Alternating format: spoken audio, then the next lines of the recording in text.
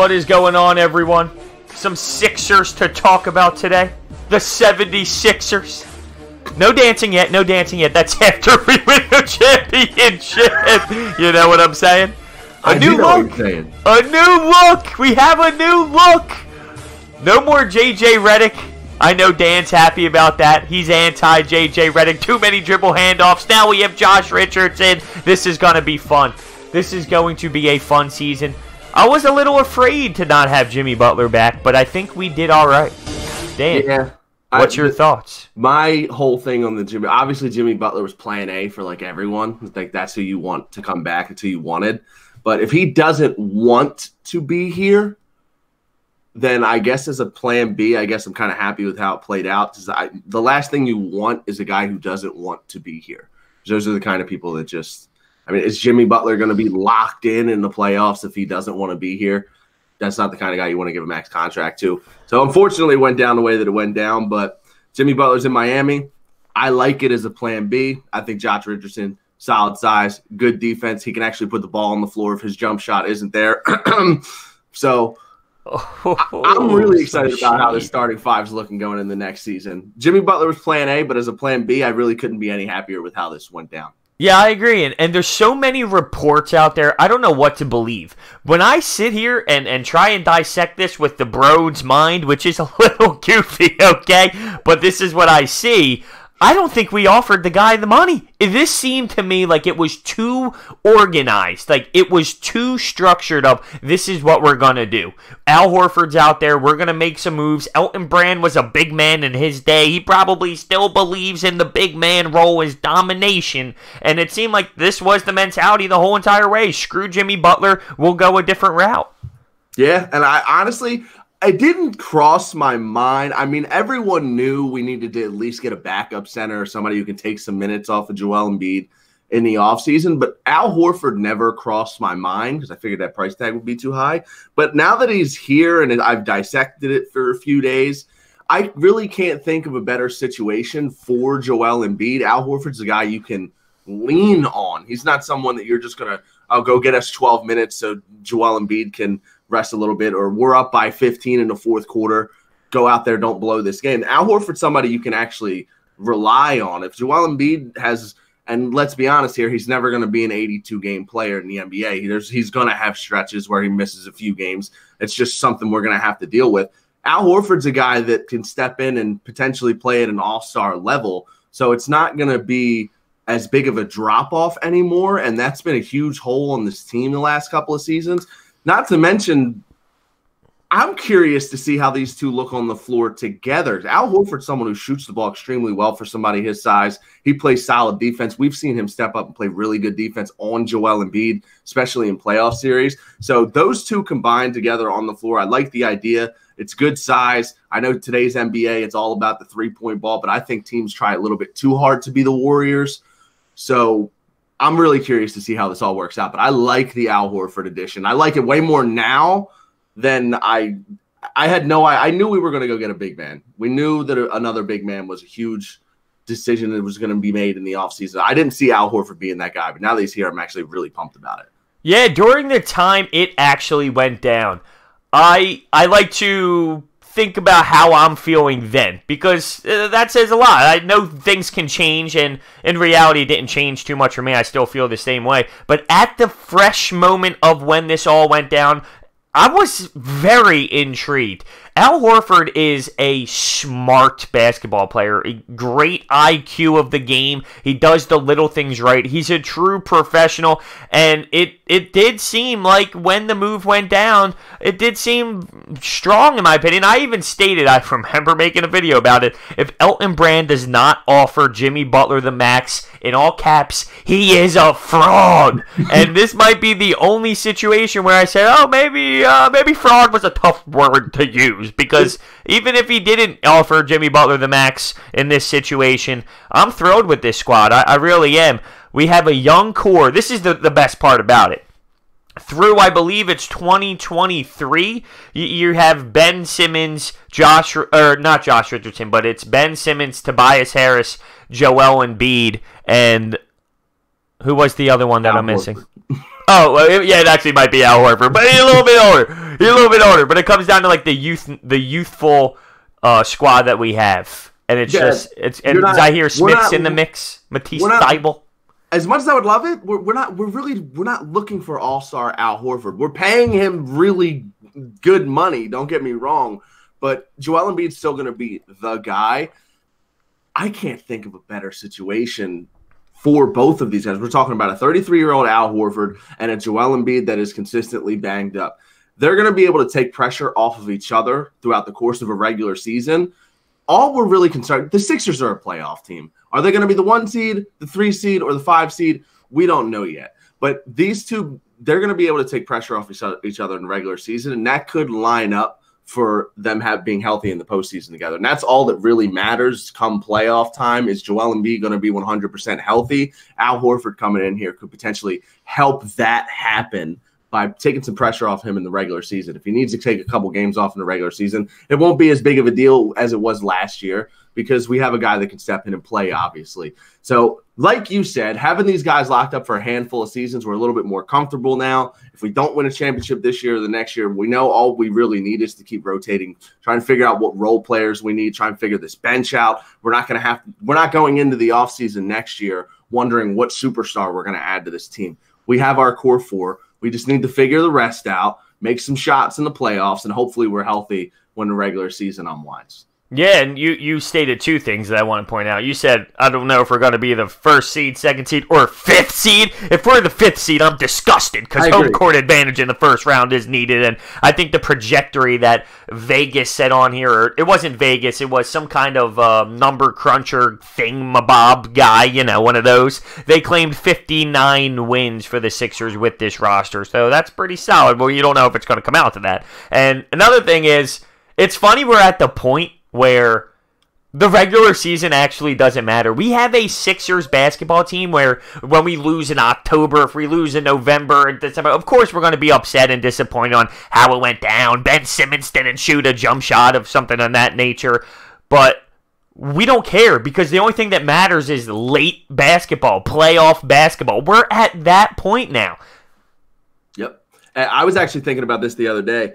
It's weird because the last 5 or 6 years, we go into the offseason completely reliant upon these high draft picks trying to get talent in here. Now we're at a spot where we're most likely not going to get any talent in the draft because of where we're going to be picking. And we need to figure it out in other areas. So it's a totally different look for the Sixers now compared to the last half decade plus.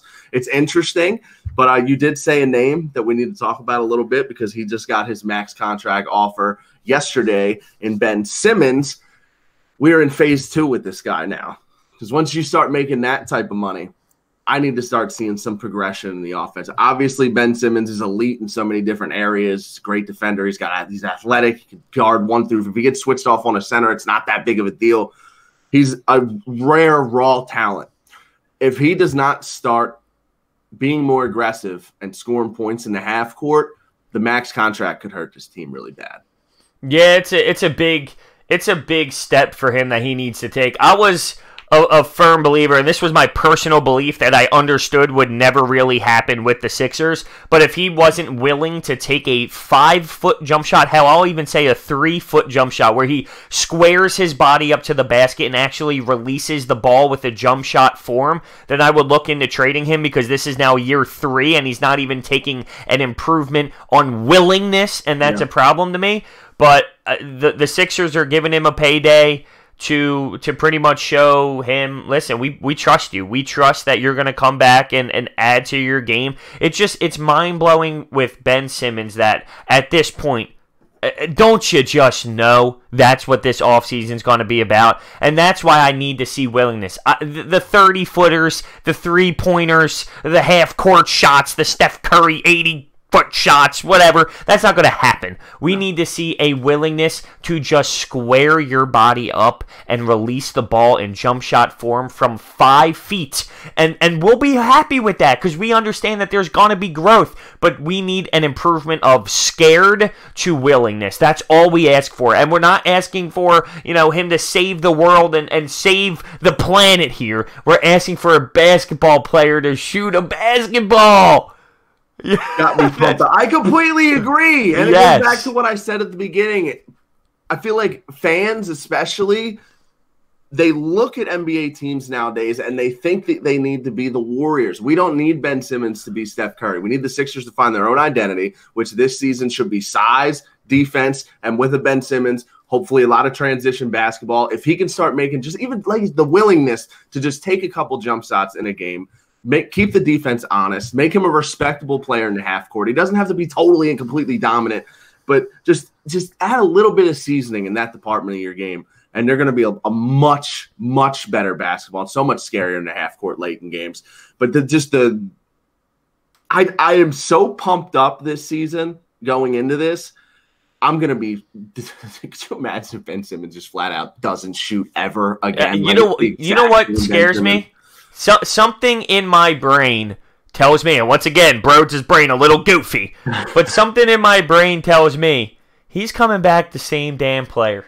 Yeah. Because what's going to show, what tells me it's going to be different? What have I seen out of Ben Simmons that says it's going to be different? I just have to go in with blind faith, blind optimism that he's going to have the mindset to shoot the basketball. I just have to go in blindly thinking he just will change it because he knows he has to. I don't know. Yeah.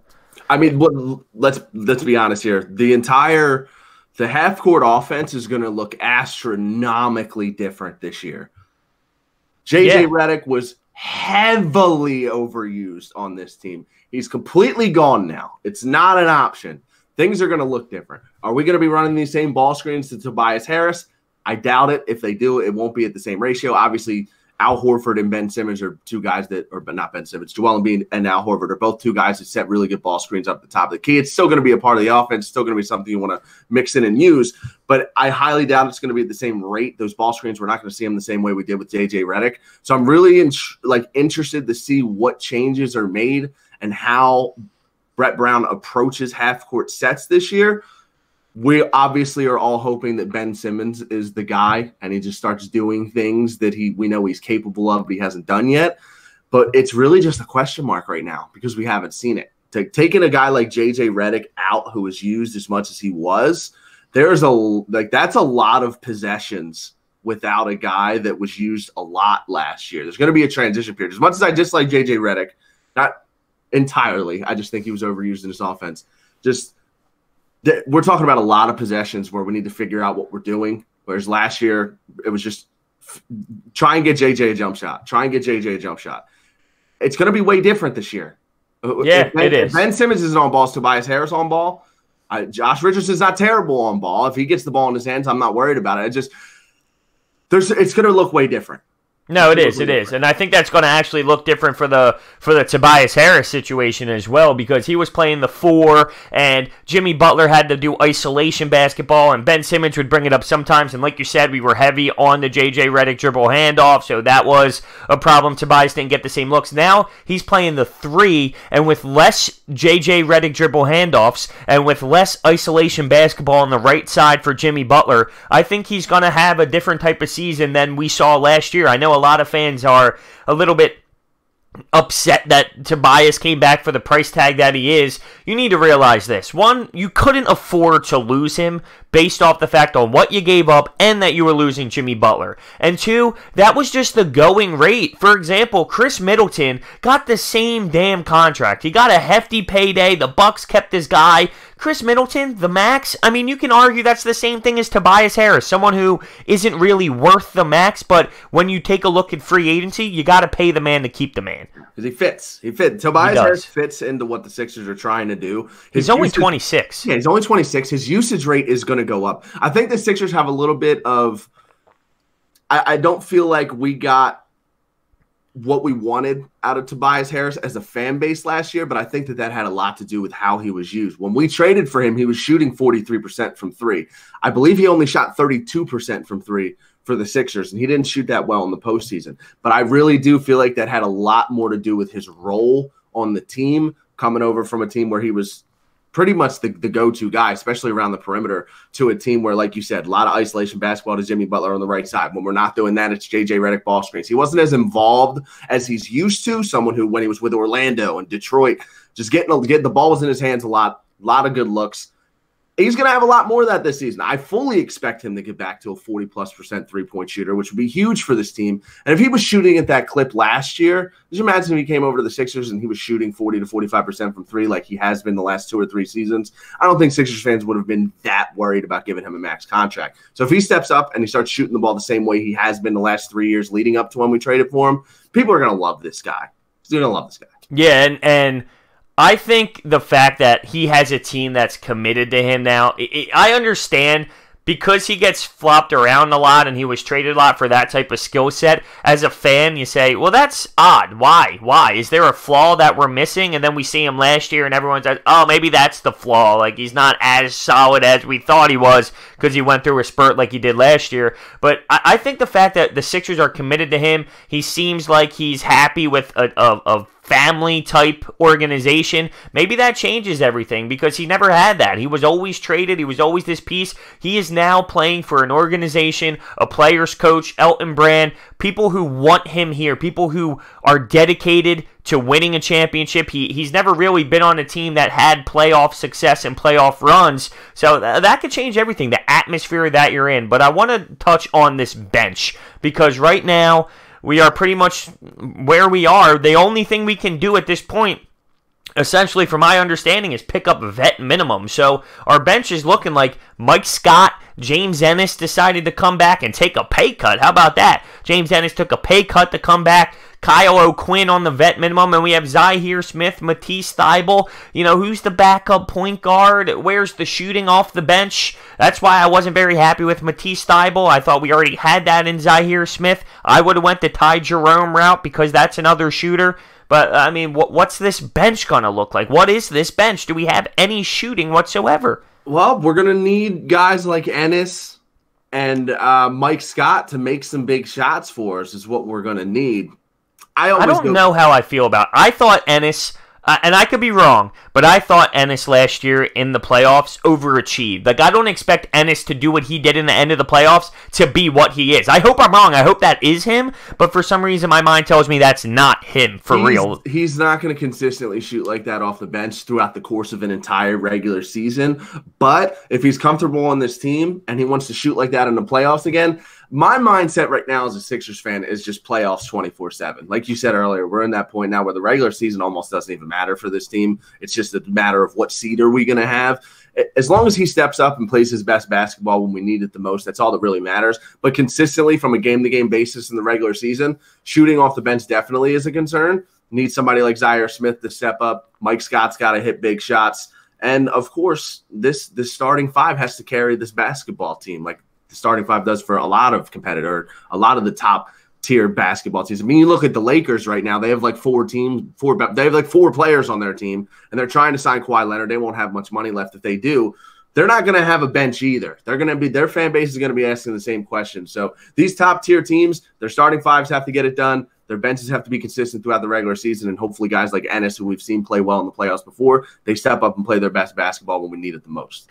Well, my only argument to that is I would feel a lot different about my squad if it was LeBron, Kawhi, and Anthony Davis. 100%. Yeah, then 100%. I agree. Than what we have. So the only thing I'm thinking is, one, we can still pick up a point guard for the vet minimum. Now, I'm sticking away from like Rondo and whatnot. I mean, people are mentioning TJ McConnell. Well, guess what? I don't think we have the money to pay TJ McConnell because he's going to get a little bit of a payday to go to his respected squad, maybe even the Lakers. I was thinking, do we dare try and have minutes kind of spread out where Josh Richardson could be your backup point guard for the bench play for a little bit and spread the minutes around? Because I don't know who we can have run the point legitimately when Ben Simmons is off the floor. It could be like what we did last year with Jimmy Butler, but not to the extreme. But I'm pretty sure last year he ran the point at times for the Heat because that was really the only option. We got to have someone who we trust with the ball in his hands for that second unit.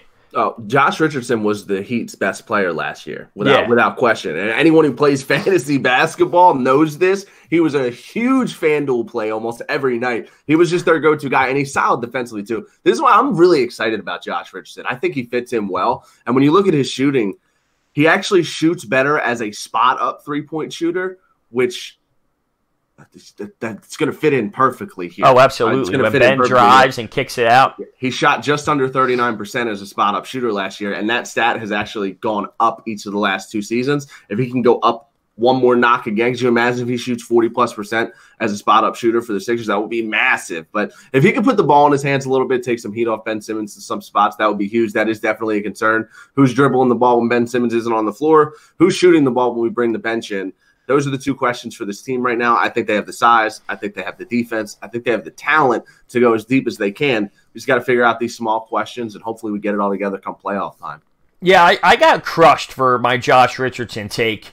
My first video, and what I went with was, people see the stats and see the numbers and they go, oh, it's Jimmy Butler. He averages the same points and he shoots better from 3 and he can defend and he's younger. And my point was yeah, you're right. I'm not knocking Josh Richardson. He's a great defender. He can shoot the basketball. I like Josh Richardson, but he's not Jimmy Butler. He doesn't have the same mentality. And then I also said, he's not a sharpshooter like J.J. Redick. As much as I understand defensively, that's a big difference because J.J. was a liability. When it comes to when J.J. Redick can shoot the basketball at, a sharpshooter rate from 3, let's be real, that is his career. Oh, yeah. But he can do it, 100%. And he's a better shooter than Josh Richardson. It's like people just want to hear what they want to hear. I claimed 3,000 times. I love Josh Richardson. I think he will help this team tremendously. But he's not Jimmy Butler, and he's not J.J. Redick. It's a different type of player. He's going to go through streaks where he struggles, and people just think he's like this elite shooter because of stats. There's a reason why he's not this elite player. Good fit here though, and I'm happy for him, and I want him here. Yeah, he's not going to – yeah, you're right. He's 100% not going to shoot the ball the same way J.J. Redick did. One thing I do like about a Josh Richardson, though, is that if the shot's not there, he can actually put the ball on the floor and do something else with it, whereas J.J. Redick had to go back. He had to look for Joel Embiid off that screen when the shot wasn't there. It was a weird dynamic. And I actually – and you know this because we used to text a lot before this happened, but I wanted the Sixers to go get Jimmy Butler when he was on the Chicago Bulls. Like, I actually thought that was the perfect fit. The thing about Jimmy Butler that I like so much is that he is an alpha male. He does not care what anyone thinks at any point in time at all. He is a dog. That guy does. There's his mental toughness that you can't teach. That's what I liked so much about him, and that's what makes him the player that he is. Is Josh Richardson that guy? Right now, we can't say that. Absolutely not. I'm taking Jimmy Butler over Josh Richardson in a 1-for-1 all day long. Who wouldn't? But like we said at the beginning of the podcast, as a plan B, Jimmy Butler does not want to be here. At least that's how it seems. I'm happy with how it turned out. Yeah, I'm surprised. Like, I'm just so surprised. I'm thinking. Let me rephrase that. Go ahead. It's not that we don't know that Jimmy Butler doesn't want to be here. He just seems to want to be in South Beach. There's a difference between wanting to be somewhere and not wanting to be somewhere else. That's fair. No, that's absolutely fair. It's just weird because. You hear rumors, okay, the Sixers didn't offer him the max. Well, I'm going to be honest with you. If that is true, that only happened because there's some sort of disconnect. And then you hear reports that Jimmy Butler, didn't really like Brett Brown. And I've heard that from a couple people that said there was just a weird connection between the two. Jimmy would show up in coaches' meetings without Brett Brown really wanting him to be there. And that doesn't surprise me whatsoever. I don't know what to believe. There's so many different stories. But what's weird is, if Jimmy Butler goes to Miami, and I love Jimmy Butler, and I've always wanted him back here, so I'm not just going to bash him now that he's not here, but there is if that is true, if those reports were legit, there is a problem with Jimmy Butler, and I don't know how anyone goes, I want to play with him. I want to go to Miami and win a championship with Jimmy Butler. This is now the 3rd time now where there seems to be a disconnect between him and an organization and players. I love his work ethic. I love his attitude. I love the fact that he's a dog. Like, I really do. I embrace that. But at some point, you need to budge a little to be a good teammate and find the good mix, because I don't want to go to Miami to play with Jimmy Butler right now. There would be nothing that makes me want to do that. Yeah, no, I totally agree with you. I'm happy it worked out the way that it did. And again, if we could get this pipe dream situation where Jimmy Butler was on the Sixers, and he was also just like totally down for team basketball and kumbaya, that would be great. But that's not what happened. But as a plan B, I'm cool with it. It sucks. Jimmy's my guy. Like I said, I wanted the Sixers to go get him before they even did it. I freaked out when they traded for him. Thought it was perfect fit. But yeah, it didn't work out that way. Yeah, it did, and I agree. Like, as much as I was full on bring it back, and 2 minutes into free agency, JJ Redick leaves, and my heart drops. All right, we're not bringing it back, and yeah, you're all pumped up. Listen, I wanted JJ to come back and be our sixth man off the bench. That's what I wanted to do. I didn't want him in the starting lineup. So, and that's one thing I mentioned with Josh Richardson. Like, before we figured out what our bench was, if there was a way to find a way to get Danny Green, right? And I think Josh Richardson might be a little bit more athletic and whatnot than Danny Green. But if you slot Danny Green in at the starting two guard and Josh Richardson could be your sixth man off the bench, that would have been insane and so much different. That's what I wanted to see with this team here, but we really just didn't have the money to do it. But that's what I wanted with JJ Redick if he was to come back. A man off the bench who can score, because we just don't have that. But, you know, it is what it is. I'm a fan of this defensive intensity that we're going to have. The reason why the Raptors were so good was because guys like Marc Gasol. I mentioned this. Kawhi Leonard was obviously the reason why they won, but that Marc Gasol addition, holy hell, did that go unnoticed? And that could be Al Horford. Like, that's all we need. We all say that Marc Gasol wasn't the same defensive player of the year that he was back in the day, and we're right, he wasn't. But guess what? He was still effective as hell. He didn't need to be. He fit into a championship team perfectly, and that's what you need. Al Horford may fit in perfectly for this team, and that could be what puts them over the edge. I mean, the Sixers, realistically, I know you've said this, I've said it myself. There's no telling if they would have beat the Bucks, or if they would have, or if they did get past the Bucks and they went on, and if Golden State would have had the same injuries, could the Sixers be champions right now? You can't think like that. I hate that argument. Think like that.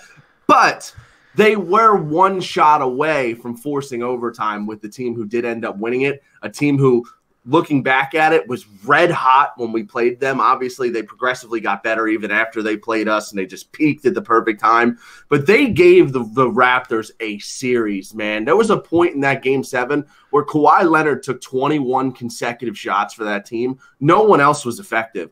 We gave them fits. We made it tough. It came down to the wire. Kawhi Leonard made a prayer shot. This Sixers team is closer than I think a lot of neutral fans give them credit for. If someone like Al Horford fits in, or even Josh Richardson, what if Josh Richardson just fits in perfect, shoots even better than he has with Miami Heat? It's possible. It's possible. I mean, these pieces could come together. You never know who that guy's going to be that puts you over the edge.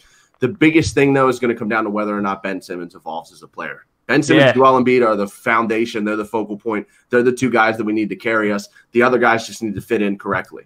Yeah, like at what point is it, okay, you're not growing anymore? And it sounds silly because Ben Simmons is 22, turning 23. Like, this man, his peak of his career is going to be 27, 28. Yeah. Like, realistically, that's when you're in your peak of your career. Kawhi Leonard is, 27, 28 years old? That's the prime. He's 23. He's a baby. But 3 years in, when is the development thing going to stop? One thing you mentioned, though, about the Raptors series with the Sixers is, you take a look at Fred VanVleet throughout that series. My man couldn't get a lick off. They couldn't even play Powell. Their bench sucked. And that was due to the fact, and even Nick Nurse discussed this in media situations, the length of the Sixers were a problem because as they progressed through the playoffs, they were playing smaller teams than the Sixers. That's what we have here. We have a long team. The team is huge in length. I know. The starting five is absurd. I think the smallest guy is Josh Richardson at 6'7".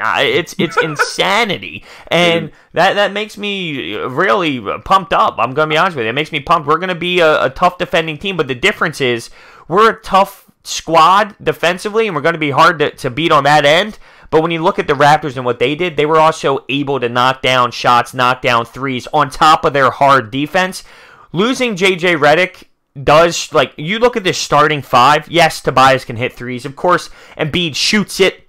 Horford can play the stretch four, and I think we're going to see that. But we don't have a team that really stretches the floor as much as I would like them to. I agree with you on that.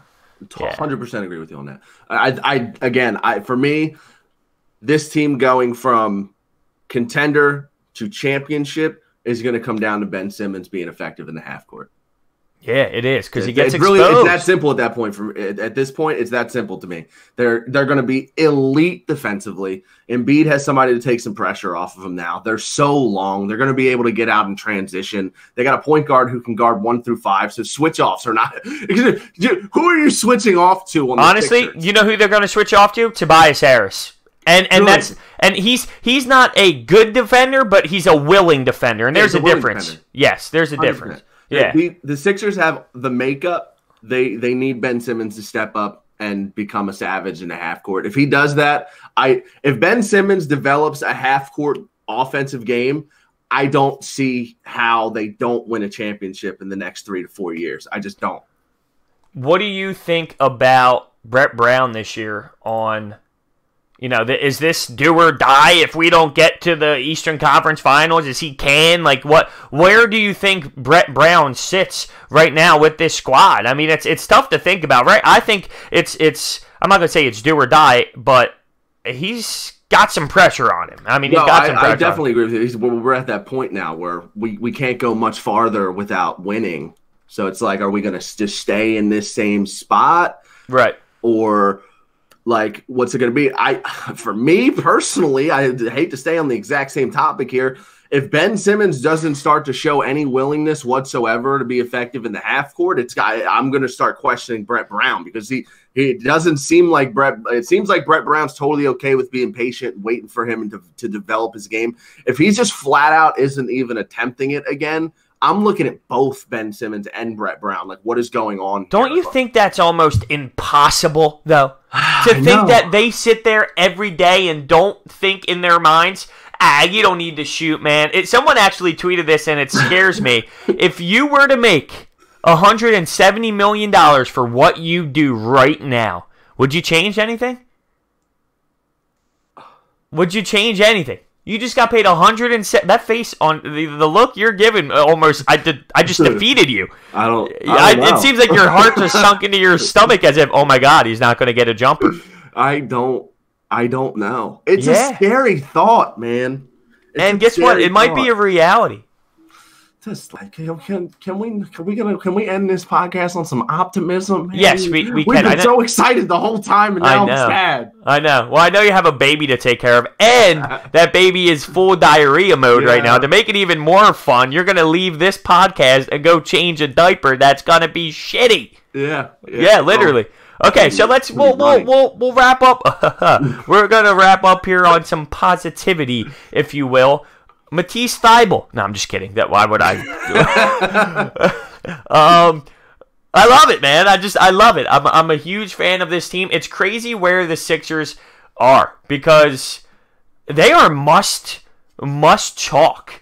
You know, like when you're thinking Philadelphia sports, the Sixers, they have the city by the balls when it comes to conversation. Maybe it's because the Eagles are in a slow time, but they have a roster that can win a damn championship. Yep. The Flyers, but the Phillies are talkable. The Sixers have this city by the balls as like the most entertaining squad throughout the last few years, and I love it. I mean, I love the fact that we can talk Sixers. Remember the 10-win years? Ew, disgusting. Now we're talking about playoff rosters and Elton Brand making some moves. I gotta give Elton Brand a nice little golf clap here because I don't know if it was under pressure, like I said, because it seemed planned out in my opinion, but he made a move, considering we lost Jimmy Butler.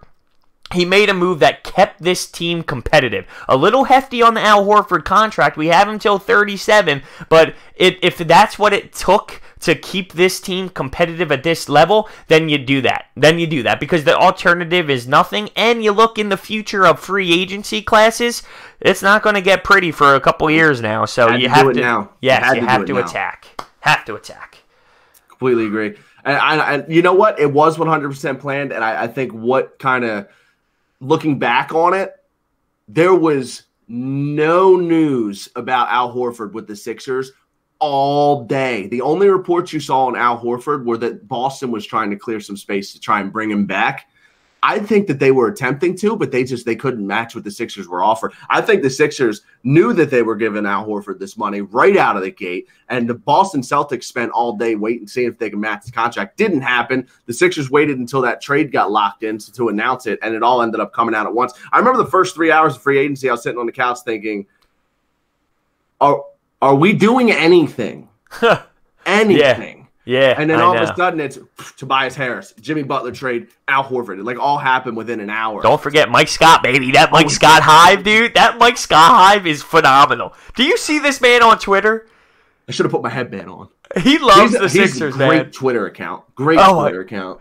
Dude, so he came on to the sports radio station that I work at, 97.3, and they had to hit the drop button 5 million times. Dude, the amount of F-bombs, the dude just keeps it real. He doesn't give a damn. He dropped 3,000 F-bombs on the air. Everyone's sitting there with their fingers on the drop button, and I'm listening. I'm like, I can't hear a thing. What's going on with this connection? Oh, that's right. The F-bomb every other word. But it's sounds beautiful. Like an Eminem verse. Yeah, exactly. It's awesome. I can't wait for him to, he said that this city kind of rejuvenated his career, so we'll see how that all goes. So, with that being said, a little bit of a shorter podcast, but that's fine. Babies are more important, Dan. They're more important. What's more important, 5 extra minutes on a podcast or baby sitting in his own filth? Well, listen, all right, the kid's, he's going to cry until I change his diaper. Oh. When I change his diaper, he's going to stop for 10 minutes. Then he's going to cry because he's hungry. And then when I feed him, he's going to have to poop again. That's just my life right now.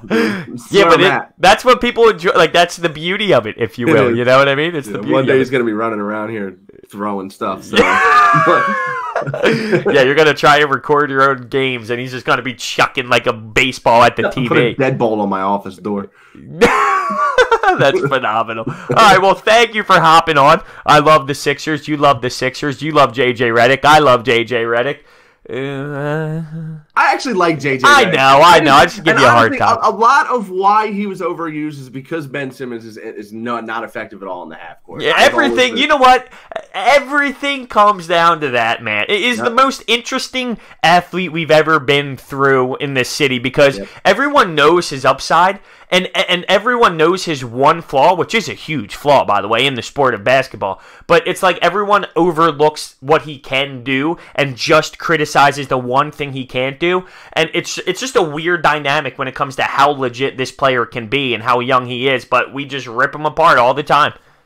Yep. Yeah. Frustrating's the word. It's almost like how we rip Bryce Harper apart for his strikeouts, even though his on-base percentage is 30 points above league average with 100 walks. We're gonna end on this. OPS is 50 points above league average. We'll talk about that another day. Yeah, we will because I know you got to get going. But the one last thing I'm gonna say: last year, Bryce Harper made the All-Star game hitting .214. Okay. This year, he's hitting around 250, and he's getting made fun of because he made the move to Philadelphia. He made it last year at 214, and the voting system is stupid and flawed anyway. Yep, 100%. That's all I got for you. That's all I have for you. You're not wrong. I know. I'm never wrong, Dan. That's why I have my own sports talk show.